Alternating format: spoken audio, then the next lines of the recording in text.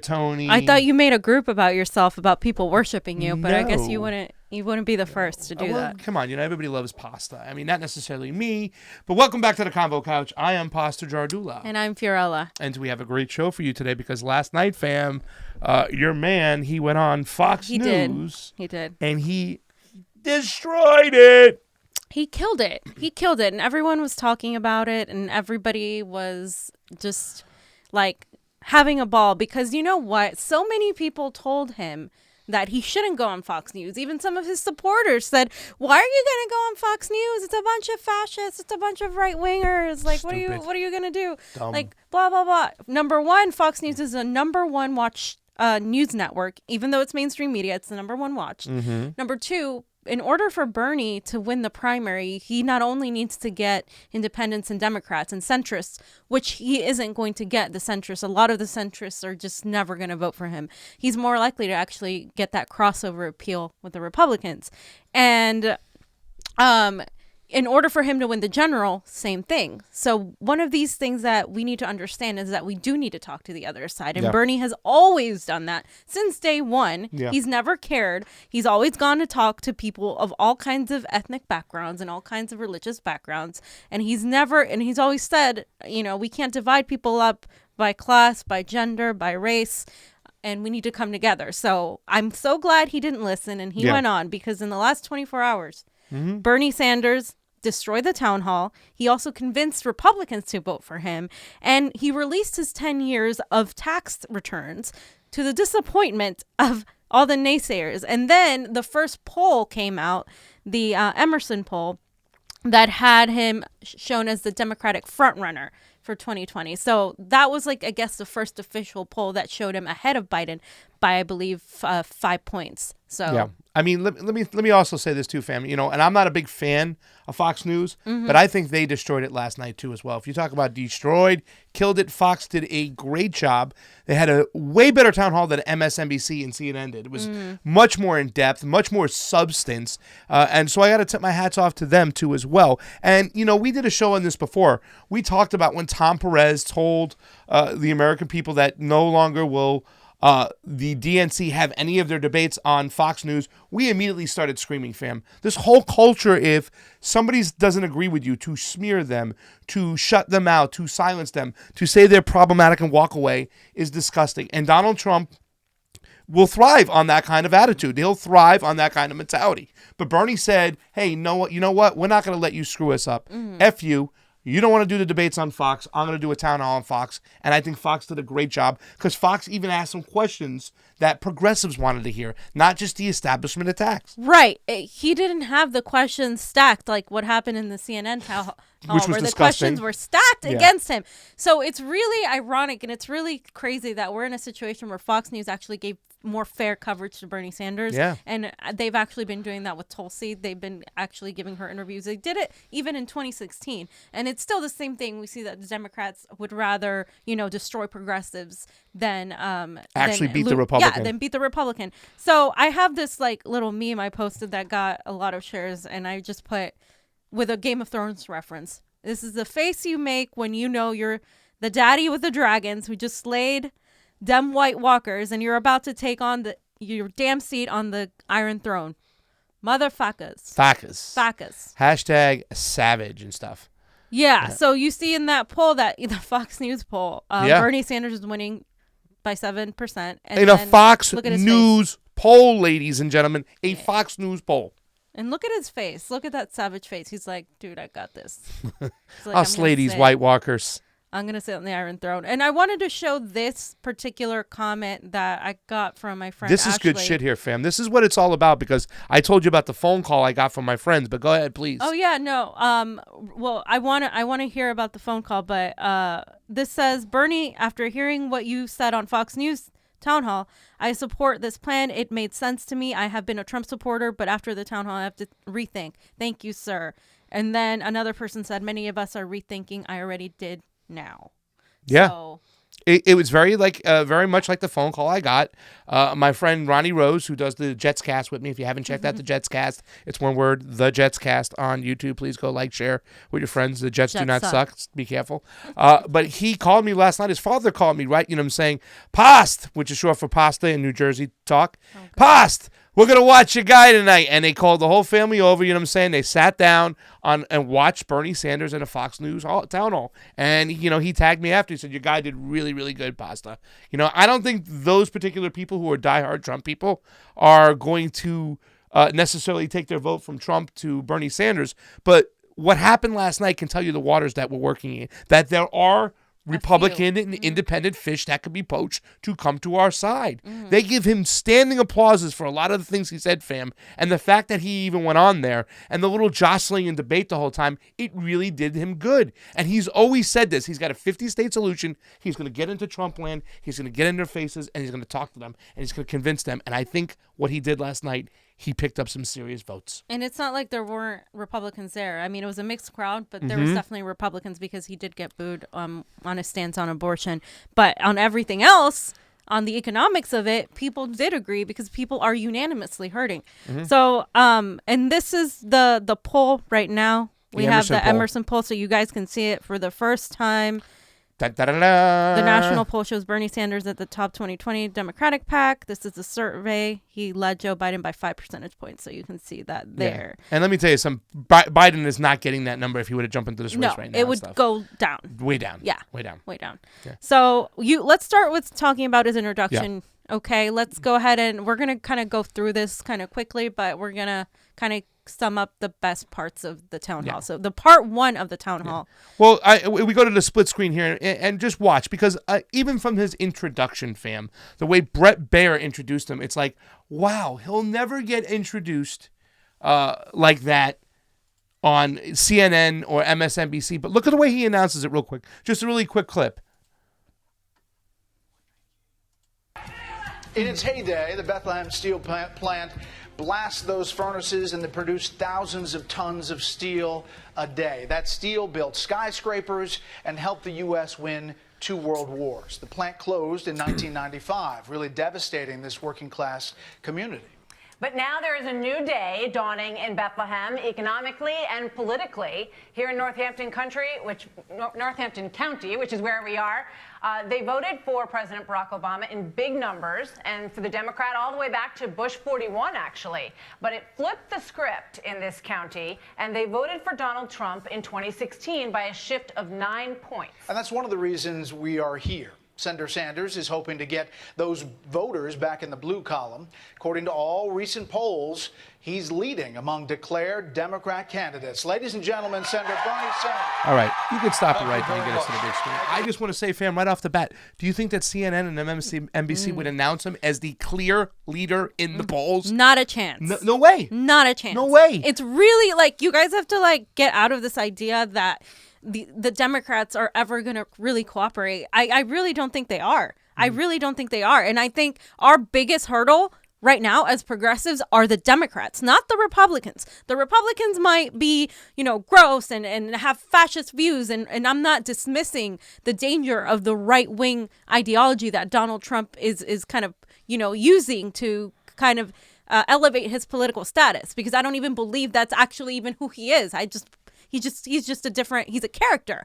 But what I think is that the Democrats, the Democratic establishment are the main opposition to us. And it shows just in how even the Republicans are treating like a candidate. They are able to remove their emotions and actually go and just look at him like a regular candidate. That's it. And there's also that, Bernie Sanders was screwed by the establishment in 2016. So there's also that connection between the right and progressives, right? That we both did not like Hillary Clinton. That we both got and we'll get to that too as well, because as we queue up this next clip on 513 to talk about Bernie's taxes versus Trump taxes. But I just like to say that once again, the fact that we're sitting here in the day of, remember Outfox the movie, and we used to laugh at fair and balanced kind of things. And once again, Bernie Sanders said this a couple of days ago. I think a lot of the stuff that does come out of Fox News has to have some propaganda, but there's a lot of good journalists over there who do play it fair. talking about Brett Baer. I like Brett Baer a lot more after last night, and I will probably peek at his stuff. And even Tucker Carlson, who's had some very problematic views sometimes, has still done some reporting that is not seen on MSNBC and CNN. So this is another one, fam, too, lining this one up here. Bernie's taxes versus Trump's taxes. Do you want to say anything before he plays the clip? No, let's just look at the clip, and we'll go from there. Come on, we're doing... I paid the taxes that I owe. And by the way, why don't you get Donald Trump up here and ask him how much he pays in taxes? We will. Yeah, well, good. Well, I am eagerly awaiting your doing that. Well, we'd love to have you. We would love to have that question. Get him up We here. And absolutely if will. the president, I guess the president watches your network a little bit, right? Hey, President Trump, my wife and I just released 10 years. Please do the same. Let the American people know how much we owe. Oh, fam. But So- just to wrap that That's up. a big political move, no? Yeah, I mean, he's not even being Bernie's not. It's being pretty tough on them, I think, and they're being kind of tough on him. They started honing in on his taxes. Like, the taxes are the least of Bernie's worries, in my opinion. Like, it's 10 years of really boring taxes. Yeah. He made like something like $500,000 after everything else. And, Yeah. It's really not that much money, but they kept honing in on his taxes and calling him, how can you be a socialist and a millionaire? And trying to catch him on those traps. But he kept going back to, I'm willing to pay my fair share of taxes. The point is, these companies aren't willing to do the same. And where are Donald Trump's taxes? And he knows that Donald Trump may not release them. Of course, because Donald Trump's got probably the most things to hide when it comes to his taxes. I mean, Right. I don't think there's going to find any Russian collusion payments at all, but there's going to be a bunch of bullshit out there. Which is what the Democrats are hoping for. And it was also the Democrats who were attacking Bernie for not releasing his taxes. Even some of his own supporters, which I just don't understand. No. Like, there was never going to be anything there with Bernie Sanders. And he did mention in this interview, in this town hall, and we didn't want to play every single clip because we can keep here all day, but he did say in the beginning, I wrote a best-selling novel. Yeah. And I'm not going to 3. apologize for that. Yeah. And he talked about making that money, but he made it on a novel. And he even said, though, well, you benefited, Brett Baer had told him, well, you benefited off of Trump's tax plan. He goes, but did you tell your viewers that I voted against it? No, but you benefited. He goes, yeah, but I betted it against it. And I want the 1% of those people to pay more taxes, whether I have to or not. So right. I mean, He's willing to pay the higher taxes, just like there are a few other billionaires who are willing to do the same thing. Yeah. So we also have him explain the socialism This and is why big, it's fam. such a scary word to some people. Yeah. This is a big one here, Yeah. too. We should go into this one, too, well, because this is what you're going to hear at the Thanksgiving turkey talk. You're going to hear this, socialism hear is it bad already. from the old people, from the old school. They are scared of socialism. To my family that So- says I'm too much of a socialist. Well, socialism isn't the bad thing, just so Yeah. you know. Go ahead, play this. Our question comes from Kathy Harrington. Kathy, what's your question for Senator Sanders? Hi, Senator Sanders. Welcome to the Lehigh Valley. So my question is, the definition of socialism is just a society agreeing to work together and combining their resources to make sure everyone is protected and taken care of. How can you challenge the idea that socialism is bad in the minds of the public? Might have asked them, not me.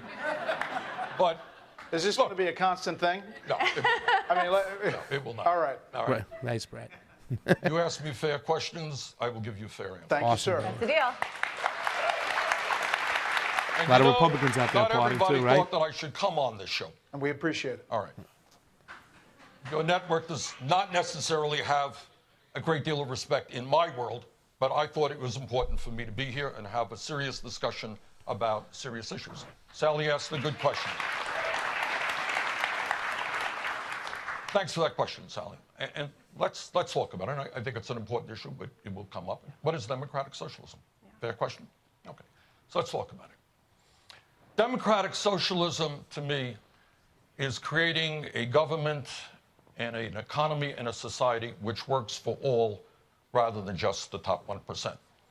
It means ending the absurd inequalities that exist today. And I want to lay this out because you're not going to hear this much on Fox, and you're not going to hear this much in the media in general. And the American people have got to conclude whether we think it is appropriate and what America is about to have 3 families owning more wealth than the bottom half of the American society, 160 million people. Whether it's appropriate for the top 1% to own more wealth than the bottom 92%.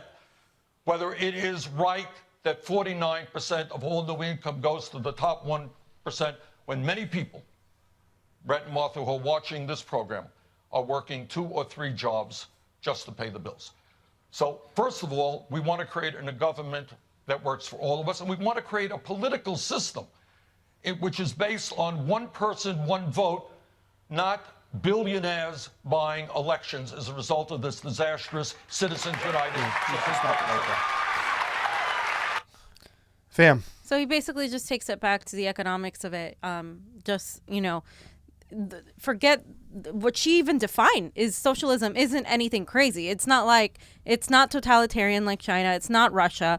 It's literally just people having equal access to a job and equal means, an ability to have the same means. And he's talking about the fact that we're now in a huge inequality, and he's taking it back to the economics as to it's a problem that 3 people own more than, you know, the bottom of the barrel.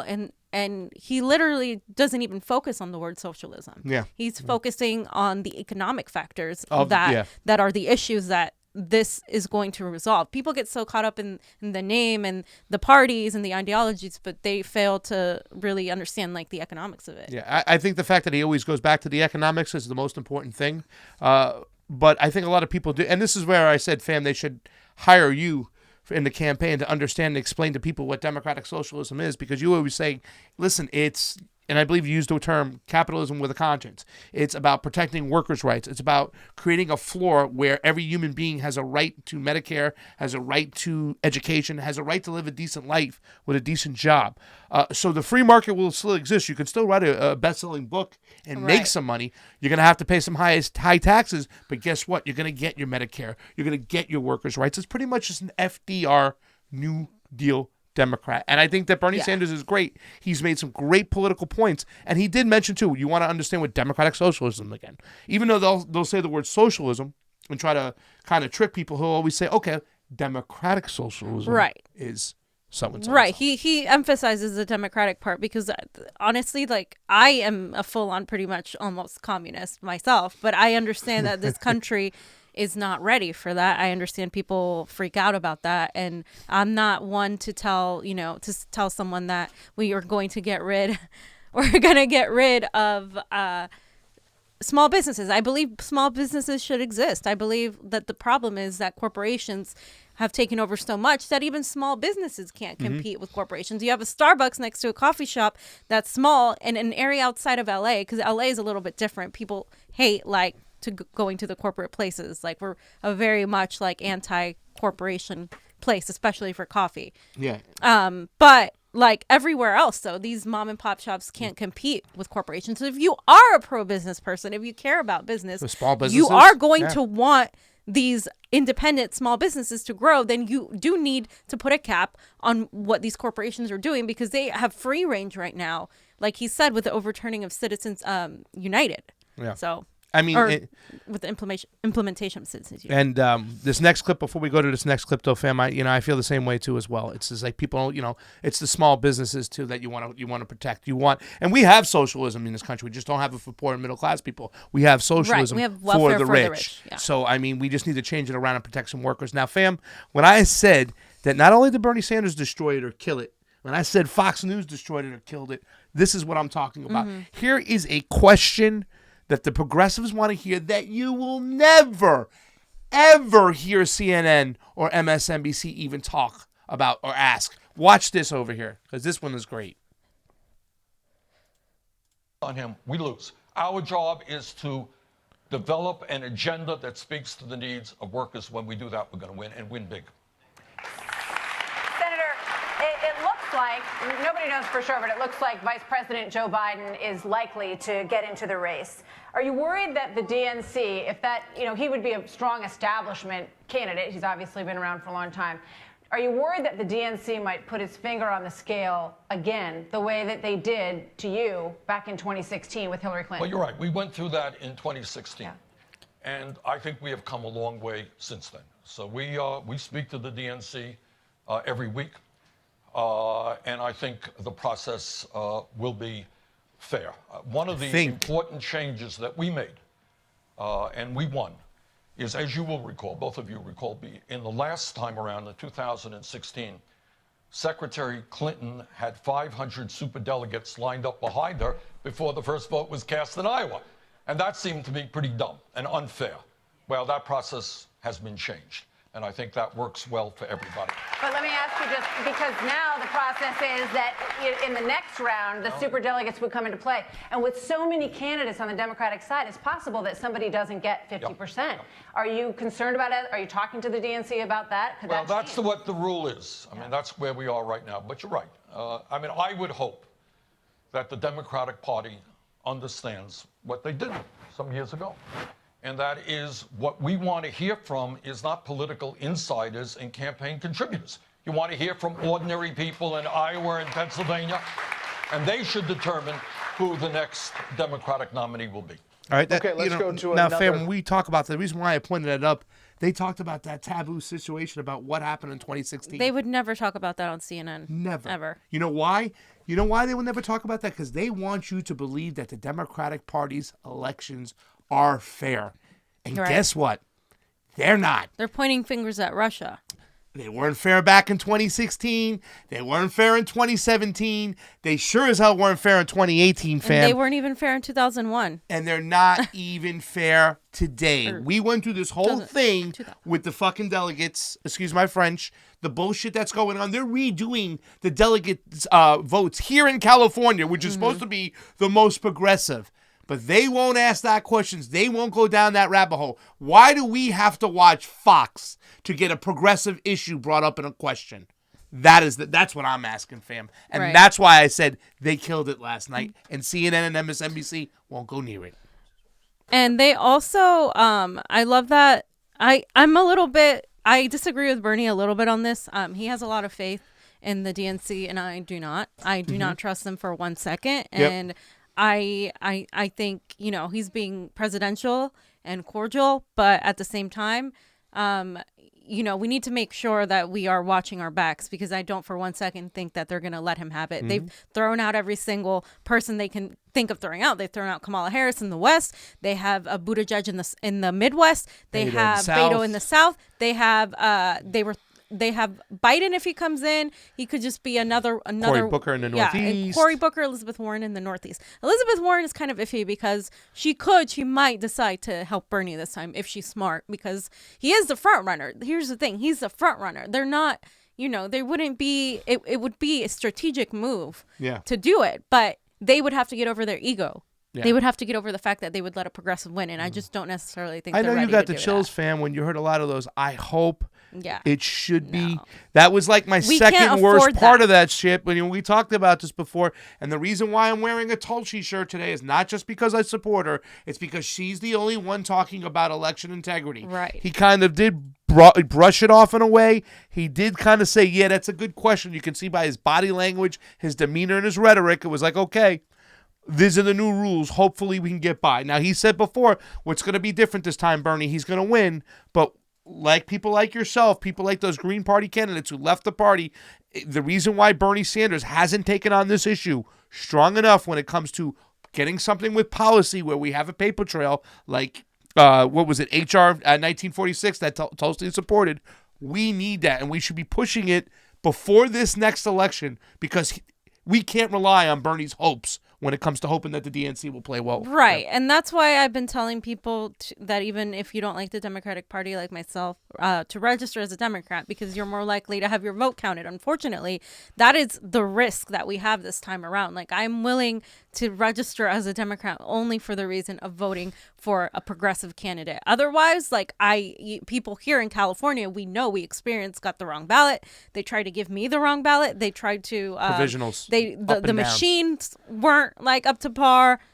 People were given like unregistered and then not on the roll call. It was just a bunch of shenanigans, and a lot of people's provisional votes weren't even counted at all. So we can't afford that this time. I'm sorry, we can't. So I'm not going to sit back and be like, oh yeah, it should be okay. Oh yeah, like no. We hope. If Bernie has to be like that, that's fine. But people who support him, they should absolutely constantly be almost on hyper alert. Yeah. You like get in front of it right now. We have people canvassing already to try to inform the youth, which is the most vulnerable people, the youth and the elderly, honestly, who may not know exactly how to do things. Yeah. And I mean, I think that's what we need to the do. mail-in thing could help out in situation, we can verify some stuff because that is an actual paper trail going in, and I want a paper trail and stuff. Yeah. But, and listen, here's another thing, fam. Lauren Hamill talked about this. She's a friend of the CONVO couch, and she knows a lot about election integrity in the poll places. They had anybody just working these polls. Like, Yeah. they were, hey, what's your name?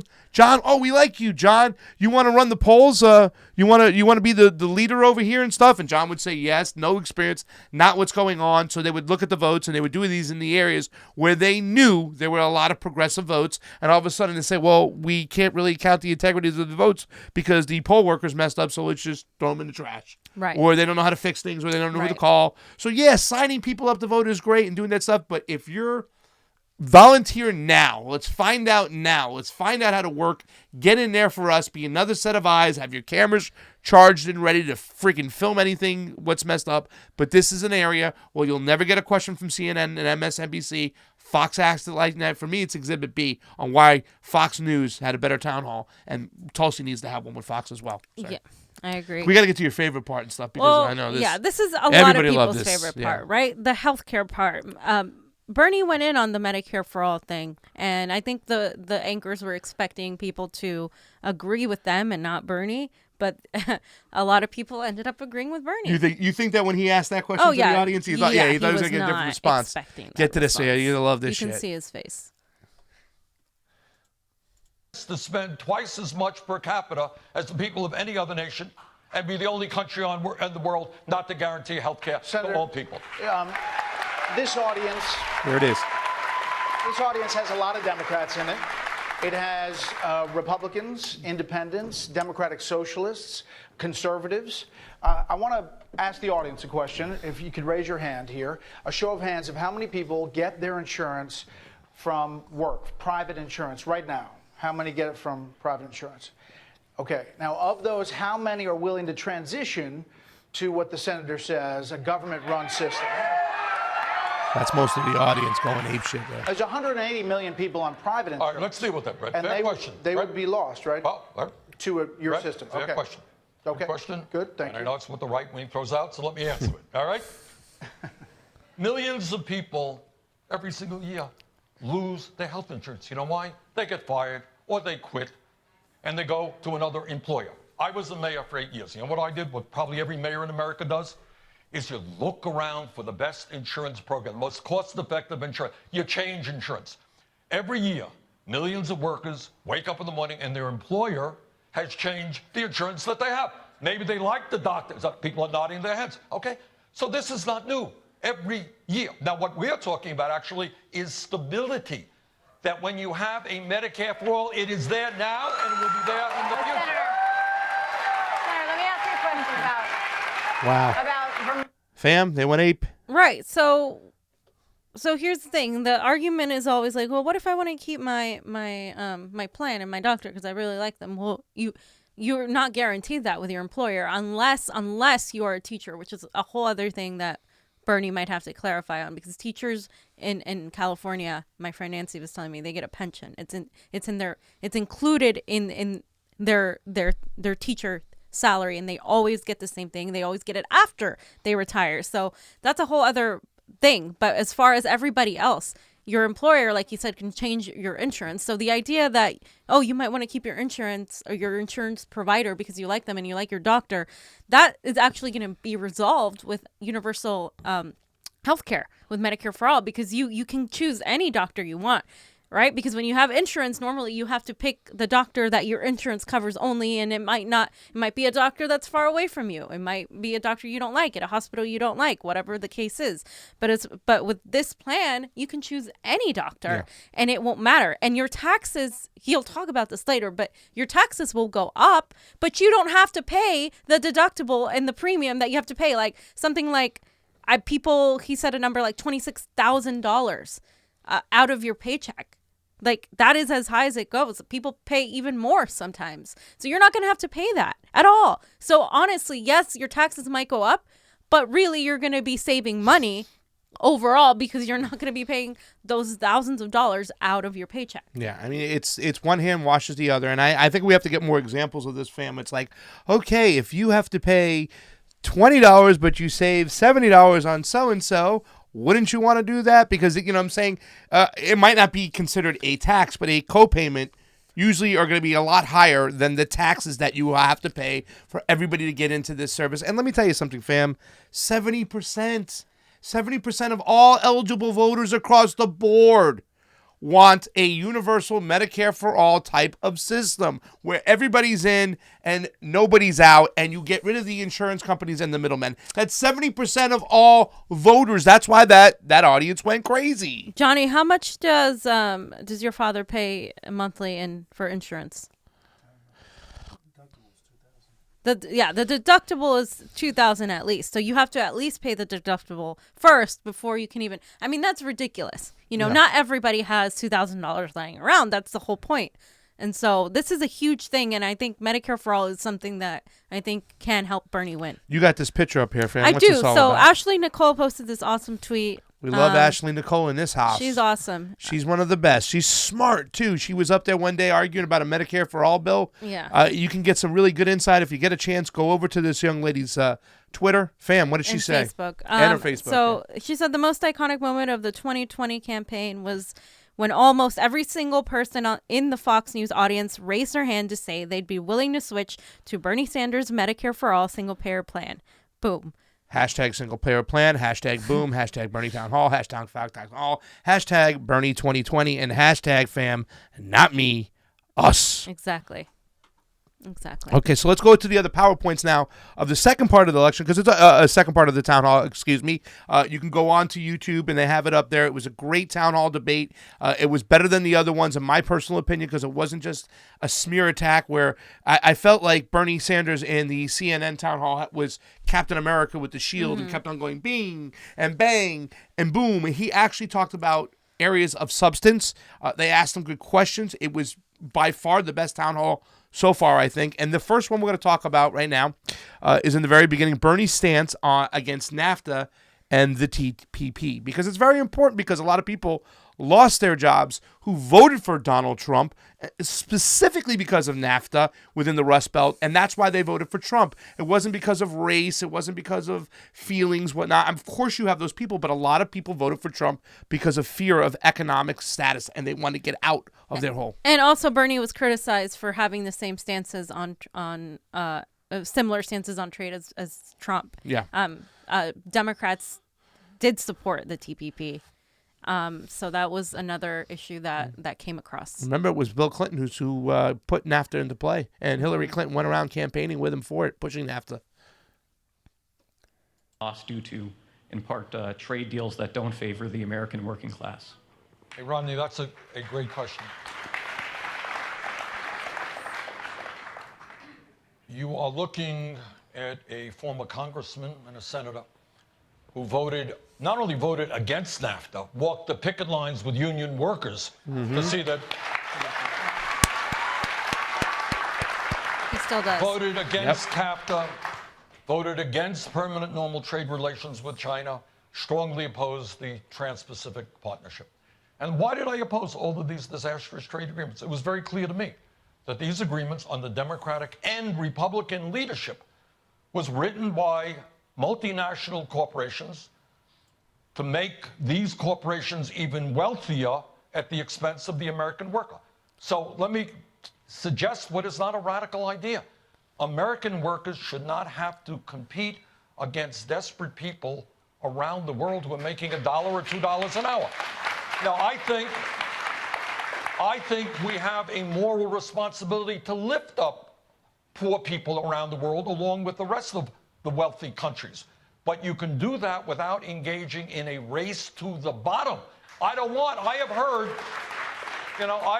from, I've got a 100% lifetime pro-union voting work, and I'm very close to the unions. And I talk to union workers, and they say, our boss has said that if you don't take a pay cut, you don't take a cut in health care, we're going to move to Mexico, we're going to move to China, where people are prepared to work for almost nothing.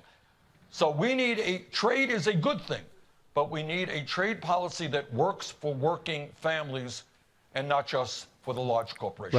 Right there, Johnny. Fam, you got something to say? I can see it. Well, yeah, I mean, this is why Hillary Clinton lost the election. This is why she didn't understand the working class. She didn't even go to the places where she was called upon. He understands that this is how they do it. And in fact, Bernie Sanders was here at UCLA speaking with the union workers. And then before he left, he was speaking with the airport union workers. Yeah. He's all about the unions. And the reason he is because he knows that businesses, corporate type of businesses, don't care about people. They care about profits. To them, you are a number, and they need to raise their profits and their profit margins. And so they would rather pay someone in Thailand, $2 a day, which is absolutely horrible anyway, than pay someone $15 an hour here. And that's what they are doing and what they continue to do. And Donald Trump said he was going to help the working class, but he's literally going against that. And not only is he going against that, now with the Janus versus AFSCME, it pretty much hurts unions to the point of near extinction.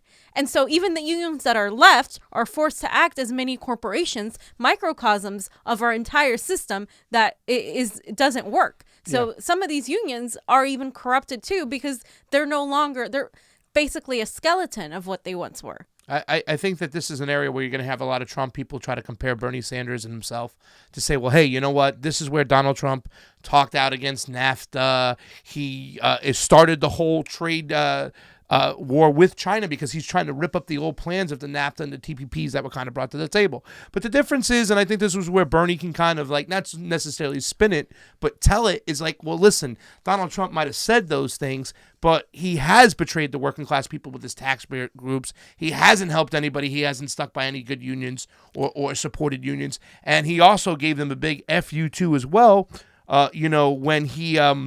what was the third thing I was going to talk about? But either way, let me just get away from that itself. The lines between Trump and Bernie, where they're going to try to say, oh, Trump has the same mentality. No. Bernie has always been walking the line with these people for a long time. He's been walking the walk and talking the talk for a long, long time. He was against these programs when it came out too as well. Donald Trump just came along, but then he just kind of turned his back. And like we said, he doesn't want to give a national $15 an hour wage across the board. Bernie does. The tax plan, when all the benefits went to the top percent, that's Trump plan. Bernie plan does not want to do that. And he also screwed him on healthcare. That's what I forgot about before. Remember when Donald Trump said he was going to do something for healthcare for everybody? He hasn't. He's turned his back on workers where Bernie has always been there. So, Exactly. The next one is at 212 there, Johnny. And this is about how if unemployment is low, then Donald Trump did a good job, right? So the economy is good. This is explaining how that's not the case. Yeah.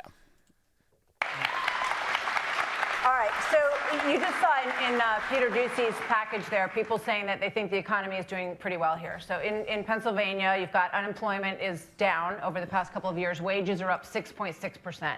So how do you convince those people in this area, who I know you'd like to win over this time around, that they should, sort of change horses and go with you when things are going well? Okay, well, that's a fair question, and let's look what's going on not only in the United States, around the world. I know Donald Trump will tell you that he is responsible for the relatively low unemployment which we currently experience. Well, guess what? In 2010, at the heart of the Wall Street crash, unemployment in America was 10%. You remember that. Yep. By the time Obama left office, it was 4.5%. Okay? So it's gone down, and in the last 2.5 years under Trump, it has gone down again. Where are we at 3.5% now? That's good. Okay, but there's been a steady decline. Do you know what unemployment is in Germany now? 3.1%. In Japan, it's 2.8%. In the UK, it's a hair higher than us. In other words, the entire global economy, thank God, is bouncing back for the terrible, terrible Wall Street disaster that cost so many jobs and caused so much suffering in this country, okay? And you said that has nothing to do with the Trump Certainly policy. not. What I'm suggesting to you is the facts are very clear, is that in Japan, in Germany, United Kingdom, all over the world, thank God, it's a good thing, the global economy is coming back and unemployment is relatively low. Now, I know Trump will give a slightly different spin on it, but in the midst of all of this, in the current economy today, while unemployment is low, and we're all delighted by that, What you have is that most of the new income and wealth continues to go to the very, very wealthy. You have a situation now where 7 million more people lack health insurance that used to have it. And you still have a situation where in states all over this country, and it's hard for me to believe this, but it's true, you got people still working for $7.50, $8 an hour because Trump and Republicans refuse to raise the minimum wage to a living wage. So to answer your question, the economy today is good, thank God, but you got tens of millions of workers still struggling to put food on the table. And we've got to address their needs as part of the debate. Let me ask you just quickly, if you raise taxes on corporations, which I Pause know that 1 second because I think you wanted, that's the like next the thing, next stuff one. like that. But fam, this is the big debate that's going on right now. You know what I'm saying? All that wealth that the economy has, when people say, oh, the economy's doing great under Donald Trump, he saved the economy. Well, I'm glad that Bernie Sanders pointed out, like, no, unemployment was going down under Barack Obama, and then kind of Trump jumped on that train and continued to go down. But let's be honest, just because unemployment goes down doesn't mean the economy is doing well. If you have to have 2 or 3 jobs just to pay those bills, Right. your quality of life is way down. Right. So it's not like you're fixing anything. Okay, people are getting employed, but they're working for $8, $9 an hour, fam. How can they even pay their bills? So here's the thing: the global economy is good. Like meaning like for businesses and for big markets and things like that. Yes. Now that's on the macro level. On the micro level, that's not the case. On the micro level, like he said, people are having to work 3 jobs. And even with 3 jobs, some people aren't able to afford a home. Some people aren't able to afford a car. So you can't just look at the numbers and at the economics of it, which is why the economic system we have doesn't work. Because if you look at it on paper, sure, it's great. But when you're actually down in the streets, you find out rents keep going up. Yeah. Wages are stagnant. The cost of living keeps going Yep. up. We have this giant divide. The middle class is pretty much non-existent. We have the people who have next to nothing or are 1 paycheck away from being homeless, versus the people who have a lot.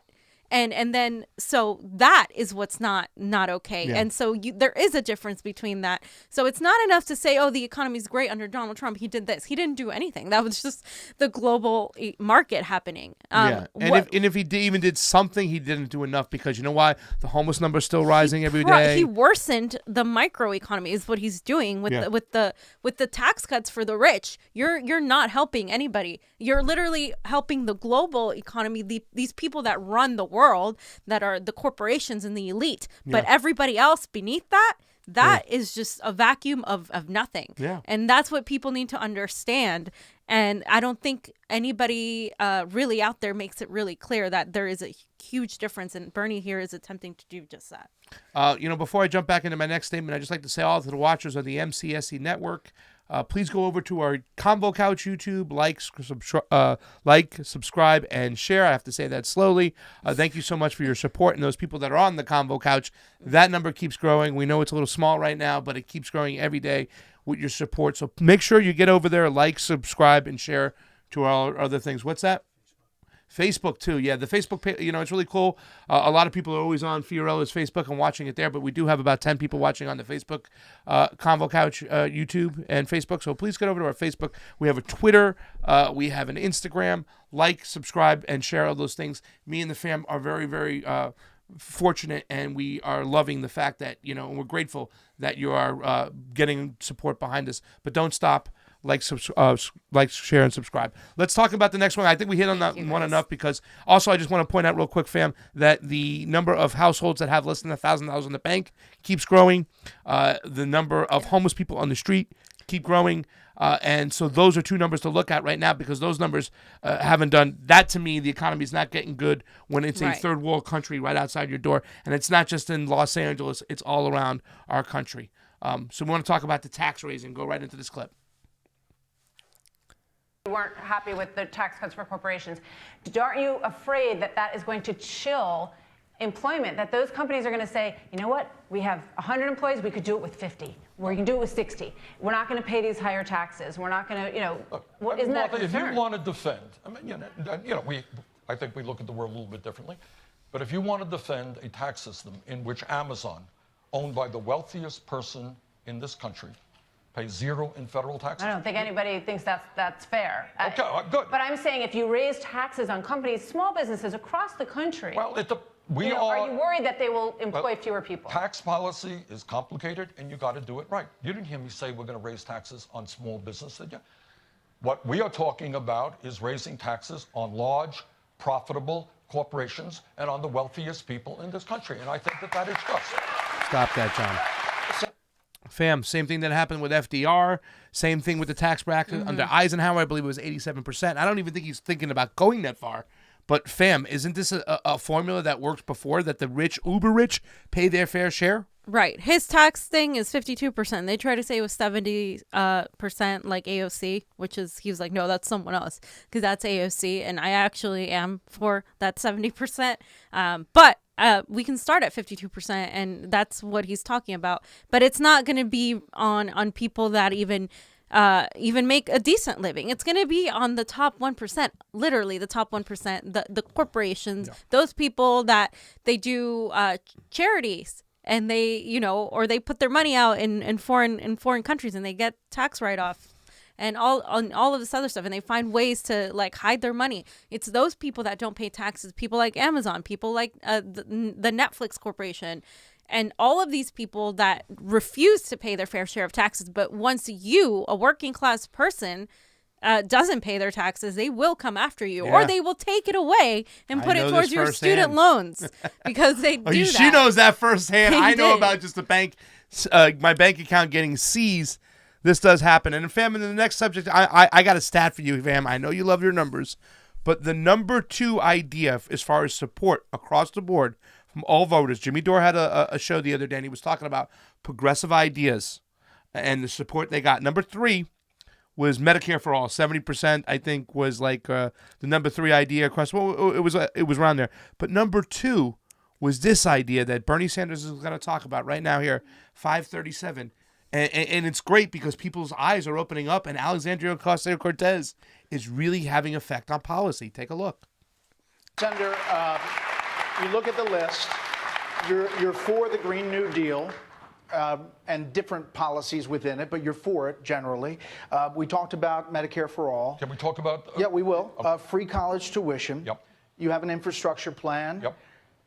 We have a shot of the current national debt clock. It stands at more than $22 trillion tonight, and as we're talking here, it is ticking up. You've talked about ways to pay for your plans, but there is a lot of doubt that your plans might actually speed up that clock dramatically. So when you look at that, do you not care about that anymore? I think you're asking the wrong guy. Maybe it's the president you might want to ask. But, I mean, Brett, in all due respect, Sure. Trump gave $1.5 trillion tax break to the top 1% and large profitable corporations. And I find it so ironic that my Republican colleagues in the Senate who talk all the time about the debt, they didn't have a word to say about that. No, okay. we've done many stories about it. Okay, I'm not a criticism, but what I am saying is that I'm asking you. Yeah, we in fact, I am concerned about the debt. That's a legitimate concern. Every American should be concerned about it. That's not something we should be leaving to our kids and our grandchildren. But we pay for what we are proposing. In terms of Medicare for all, we are paying for that by eliminating, as I said before, deductibles and premiums. We're going to save the average family money. When we're paying twice as much as other countries, we're going to save money on healthcare. I talked about a tax on Wall Street speculation that will help us make colleges, public colleges and universities, tuition free. We have a tax plan to raise the $1 trillion we need over a 10-year period to rebuild our crumbling infrastructure. So I think you're talking to the wrong guy. We pay for what we are proposing, unlike the President of the United States. All right, stop that. I think I got the wrong spot. I think it was supposed to find out the Green New Deal. I might have messed up on that one. We do have a super chat. Do you want to read it real quick, or it's just a statement? It's a marginal tax rate on the wealthiest, and it was 90 to 95 under Eisenhower. Correct. Yeah. Which is why I think, and this is Giovanna Liviana from YouTube. That's a cool name. Thank you, Italian Giovanna, name. and go over to the Convo Couch YouTube and like and subscribe. Fam, you were talking about this before too. We were talking about the Yeah. marginal tax rate back when it was Eisenhower. Now you said that Bernie Sanders has proposed 52%. Isn't that a great bargain? I mean, it's a great bargain. I mean, if we're we're talking about Depression era level, we're not there yet, but we could be there yet. If we could be there soon if we don't do something, and it's gonna look very different than what it looked like then. There was talks about in this debate about the Green New Deal, and we talked about Alexandria Ocasio-Cortez and stuff. And I've said this before, and a lot of people who've opened up and dissected the Green New Deal, especially the critics of Alexandria Ocasio-Cortez, would talk about how she was the class clown, how it was just ridiculous that one day we should stop air travel altogether. And I said this before, the Green New Deal wasn't necessarily about putting policy into work. It was about changing the discussion at the dinner table, at that turkey Thanksgiving table, when Uncle says, wait a second, we can't afford to do this. And you say, everybody has a sense of what's going on when it comes to climate change and global warming. And it is just increasing because Alexandria Ocasio-Cortez has moved the ball. And you know what? Bernie Sanders has always been there for green new technologies. So, Yeah, and another thing about the Green New Deal is the fact that we have to think about it now. It's not supposed to be. It's not strong enough to be a policy enacting thing that's just going to take over tomorrow. It's something that has to change the way our economy is. Our economy is heavily relies on oil. It heavily relies on the fossil fuel industry. Absolutely. And in order for us to transition and save the planet, basically, because we do have 10 years, and Bernie Sanders talks about that. We have 12 years or less. In order to do that, we have to transition all of the people that are working in these industries into green industries, because that's what Republicans care about too. That's what they point out, how these people are going to lose their jobs. It's like, no, they're not. We got to give them jobs in these new industries. We have to train them, which is where the possibility of having a universal basic income or some sort of thing can come along. It's some sort of way to keep people afloat with the ever-changing technology, because robots are going to replace us, the human beings. No matter how much we try to put it off, it's going to happen, and we need to have a way to change the workforce and put them and transition them into green tech and into something that's actually going to help the environment and create an entire economy off of helping the environment.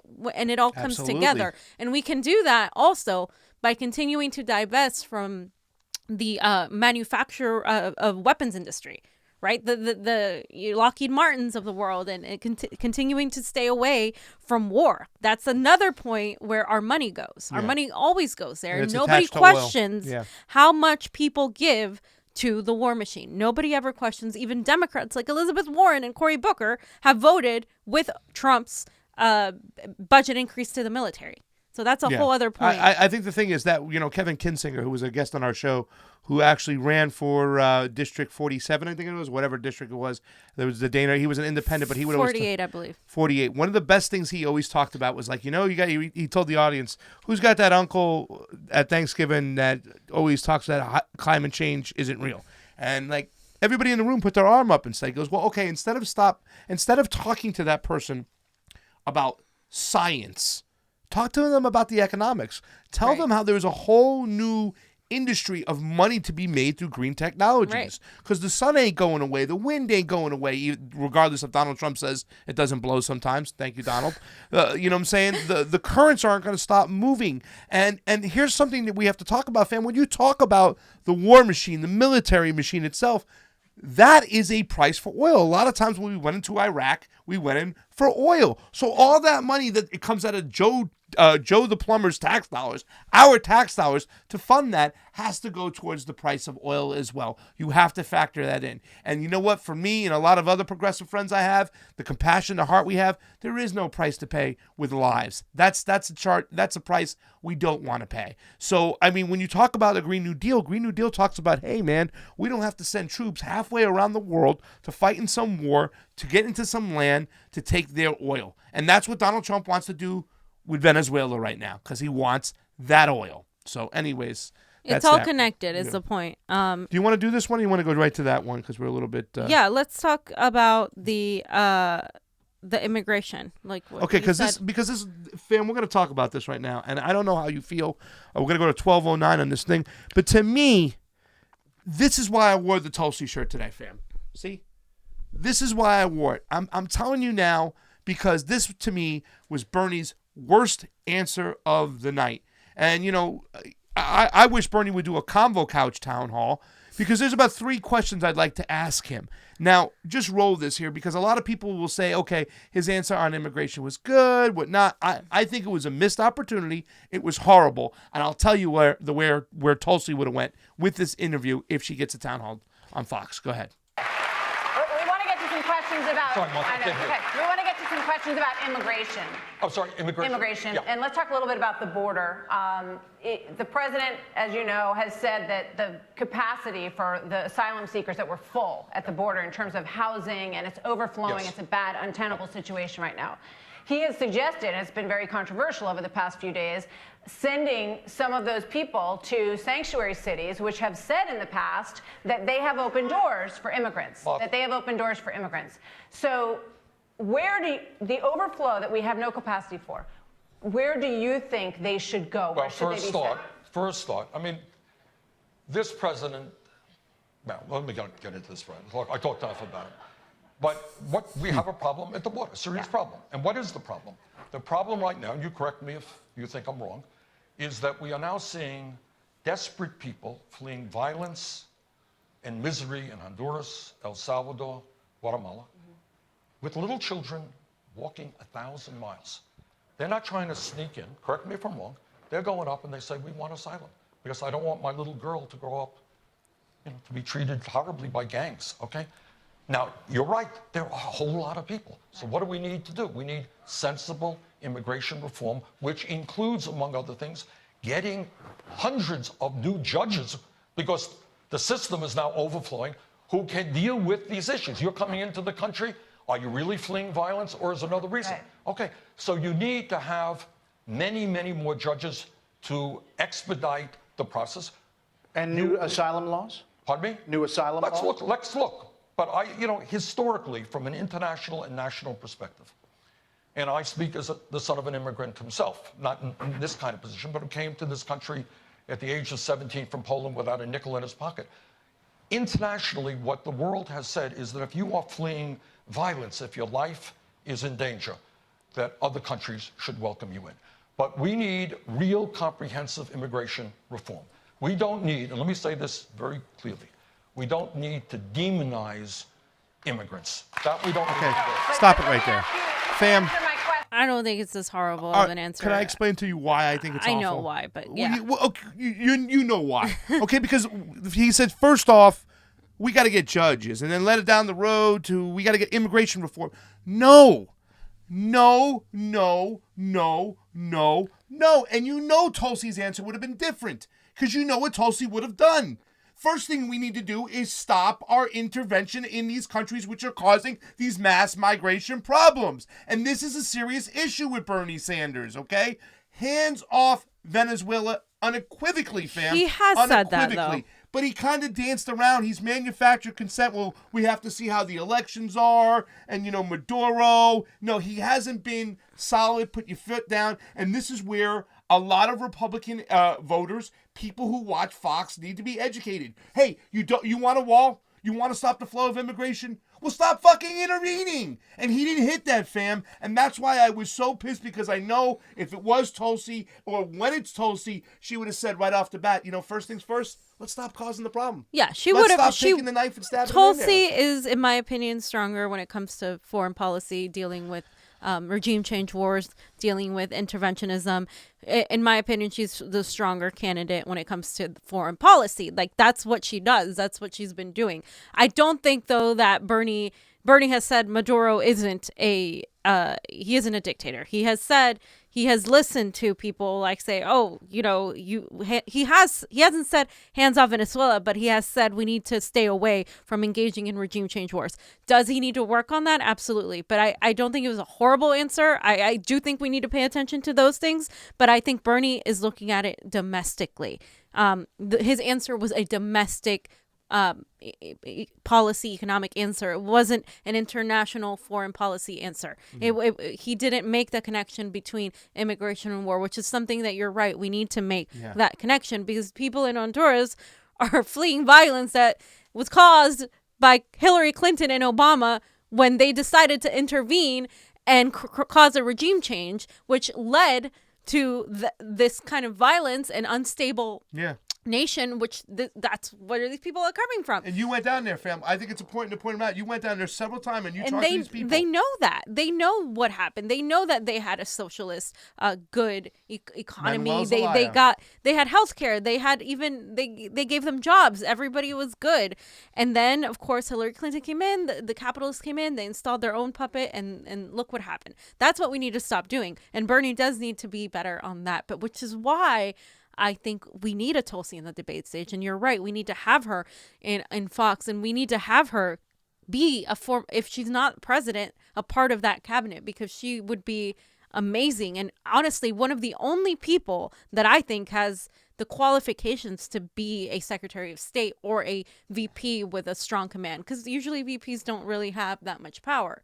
But as Secretary of State, I think if she led with a peace economy, with, stopping us from regime change wars, I think she'd be great at it. Yeah, I once again, I think it was missed opportunity, fam. I really wish he gets there. And like we said, we hope down the road, if Tulsi does not doesn't get the nomination, and it's clear that Bernie gets the nomination, that he gives her a very strong position when it comes to foreign affairs and listens to her. Not just foreign policy, but foreign affairs, the relationships that are necessary to have. I don't understand how the people can smear her on one end and say it's not right for her to go to talk to Assad, but yet she stands alone out there. And let me tell you something, fam. The chat lit up on the MCNCS network. Yep.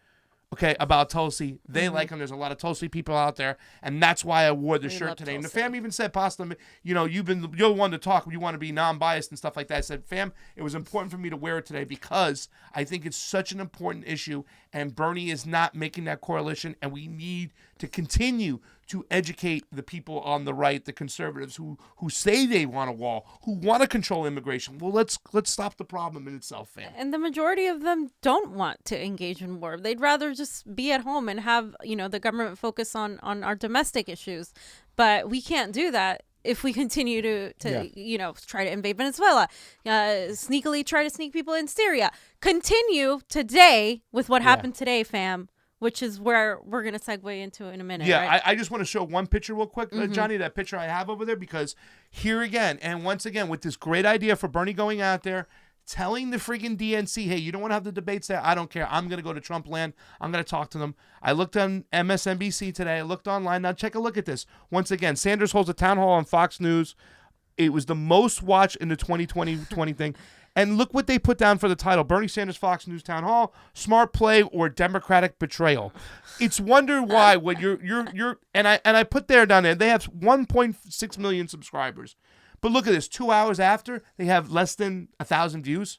Fam, we probably have 1,000 views right now. 128 views. And that's where they got 91 freaking likes and 25 dislikes. You want to talk about a failing business? Okay, nobody watches MSNBC and CNN anymore. Unless they're really, really old. Latte liberals or, people who are privileged. Or it's on the news at a hospital, at the gym, at a workplace. I mean, that's how they get their views, And we talk about Bernie Sanders. I talk about him not nailing that point about talking about the war and the correlation.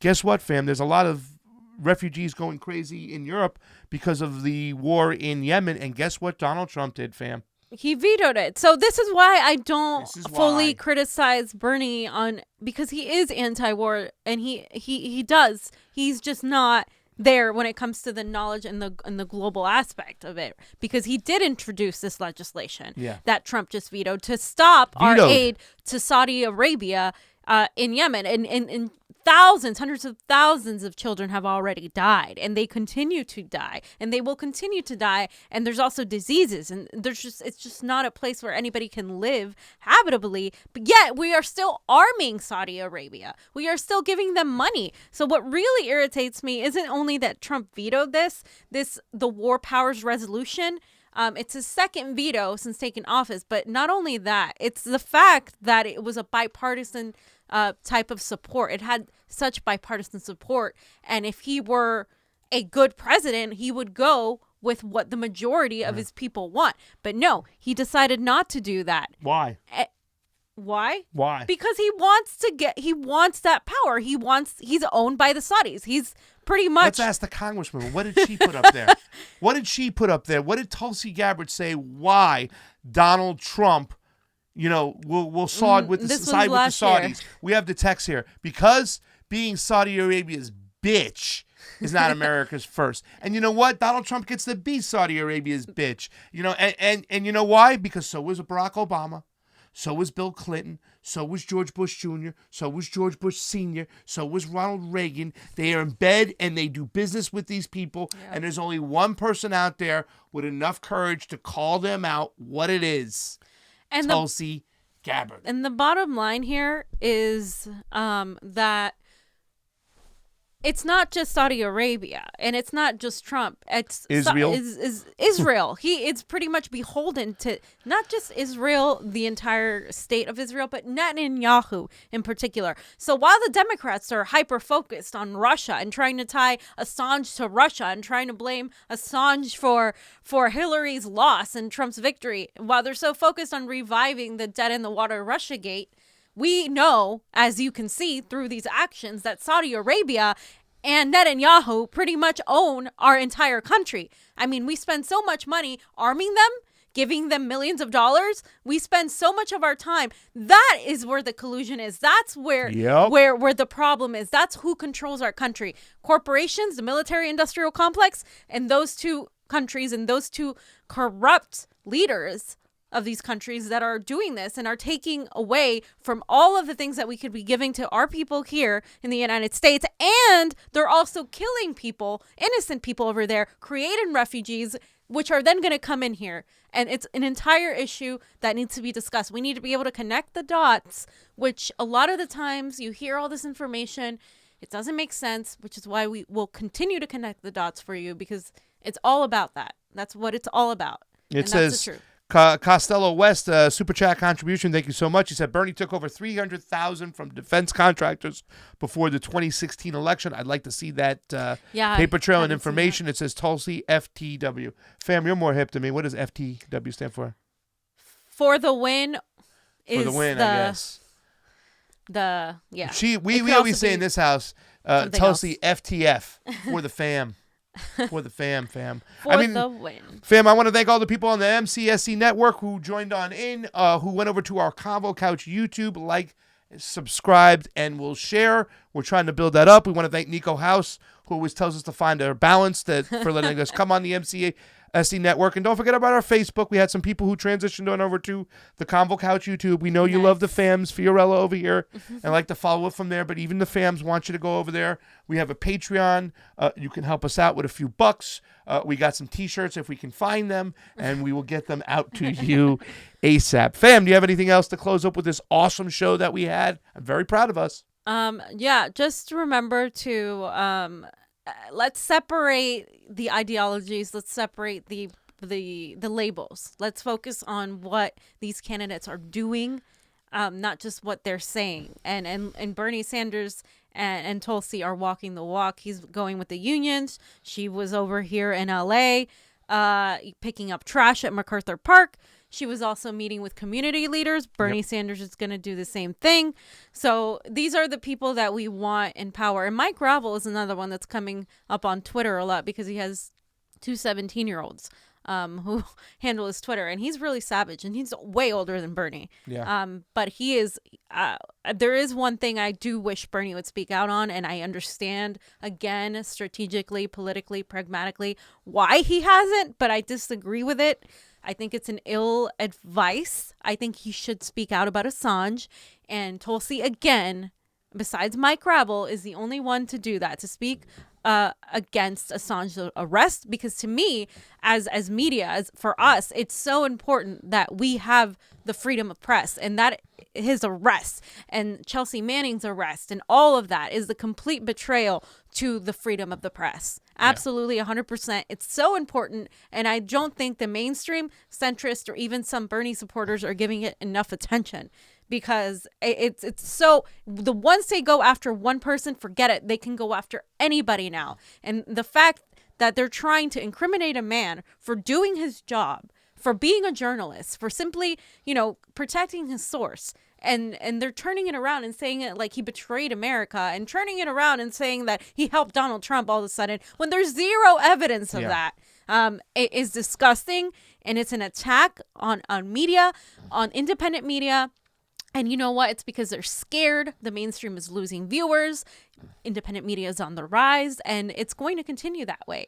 The media is changing, and we need all of you guys to help all of our media. We have media friends all over the country who we like and love, and who want to be a part of this. So it's not about being a big corporation and becoming the next MSNBC. It is about having a collective of media that have different points of views and are going to come together and actually tell the truth and do the job of journalists that has been lost. Because journalism, besides the few independent thinkers, the Glenn Greenwalds of the world, besides those, is dead. So we need to make sure we keep them. Yeah, and by doing good journalism means also going in there. And I love what Bernie did, that he went into this Fox News town hall and talked to the other side. You have to, because really the other side is still our side. There's still Americans out there.